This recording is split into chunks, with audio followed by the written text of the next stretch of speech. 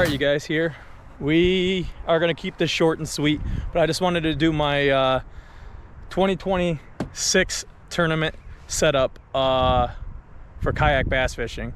So this year it's a little windy today, everything, but this is the only day I had to do it. Our first tournament for our NYKBF trail is next weekend, and the wind has been nonstop. We're only about, I bet you, 3 weeks with ice off our lakes up here too as well. So it's been really rough, but I really wanted to get this done before the tournament season started and just show you guys, give you a quick tour of the kayak. I mean, nothing special. I keep it as simple as possible. I try to just kind of stuff I need, and that's it really.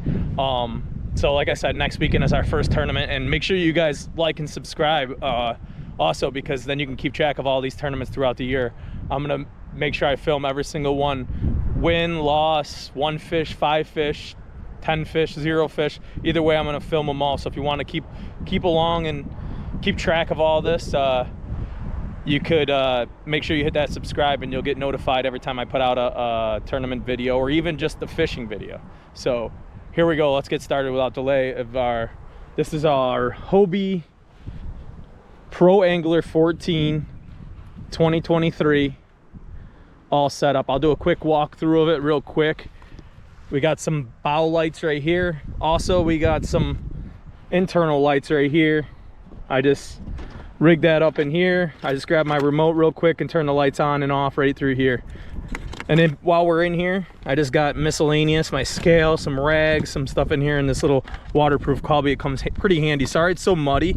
It's really muddy because I fish, you know. I fished with it the other day, and I guess I just fish a lot and don't have time to really clean it.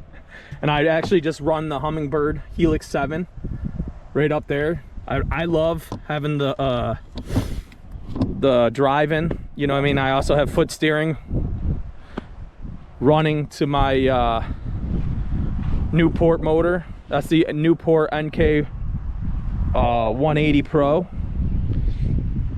And I just run a Yak Pack 16 by 16.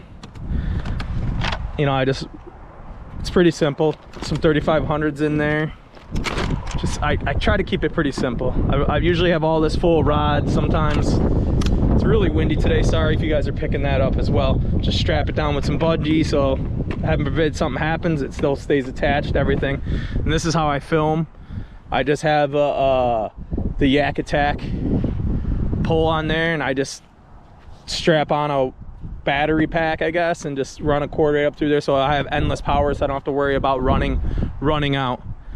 Also, the boondock wheels, they make it simple. When I'm at the dock, I just put them in, and then you can just pull them out. Sorry guys, this is hard with one hand. You can pull them out. I usually throw them in the truck. I don't take them, but you could put them up, put them back in so they're up out of your way. But I just take them out, throw them in the back of the truck. I love having a rod holder here too as well, because when I have the rod holder here and I catch a fish or whatever, I usually stick it there. I love putting my rod in there while I'm dealing with the fish, and it allows me to, you know, quick, easy access to start dealing with the fish as well.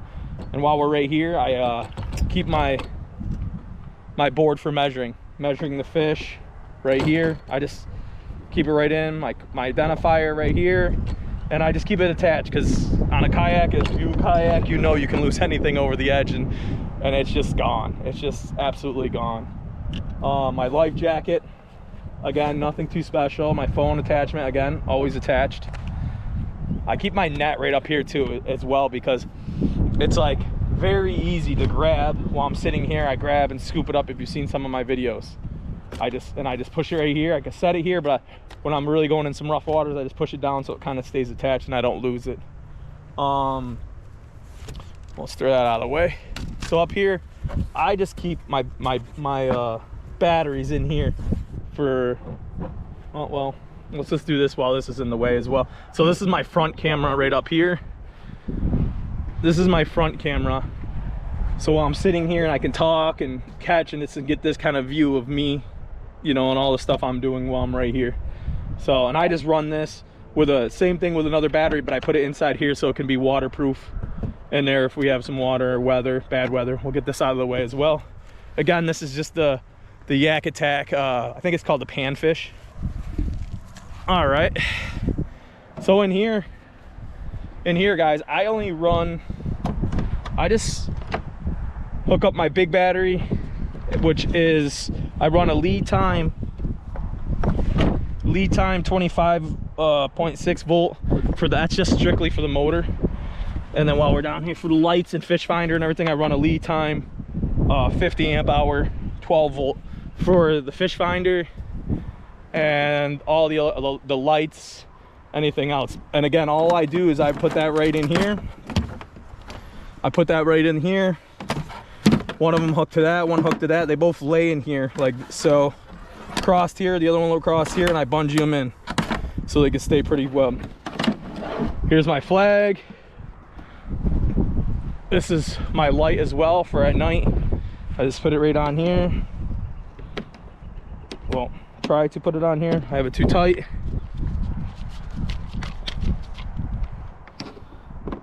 I just put it on here.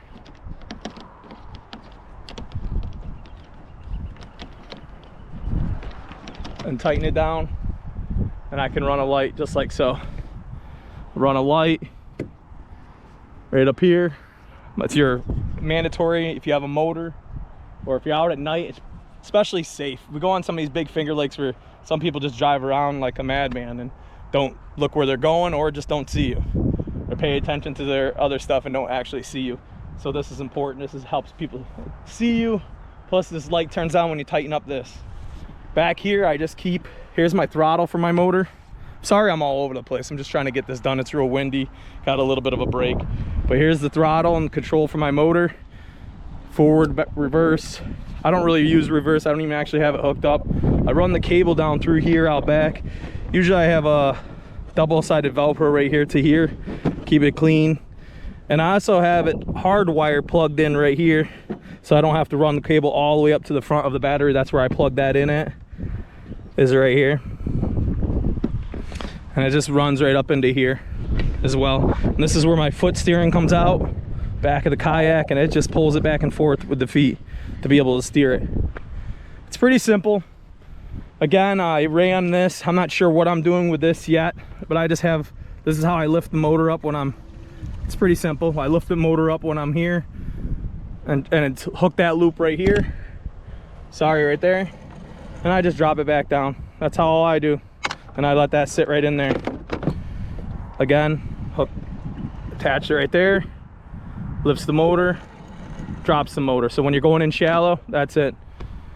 Let's see, what else do we got? I think that's pretty much it. I mean, obviously if you guys run, you know, the Hobie, you know how the you got the kickstand, the transducer, these all drop. This, once I pull this cord and drop down, the transducer will drop down into the ground up underneath the Hobie right there. And that's it. It's pretty simple. I don't get too, like I said, it's not too crazy. Try to keep it as simple as possible when you're in there doing a tournament, but I think that's pretty much everything. I think I covered anything, and I think I covered everything. And if you have any questions or anything, leave them in the comments and I'll try to answer them. But yeah, that's my 2026 setup. Again, pretty simple. And make sure you subscribe to that Sawyer's Adventures 607. That way you can keep track of all the tournaments and fishing that I do all spring and into the summer and into the fall. So look forward to it. I'll see you guys on the water.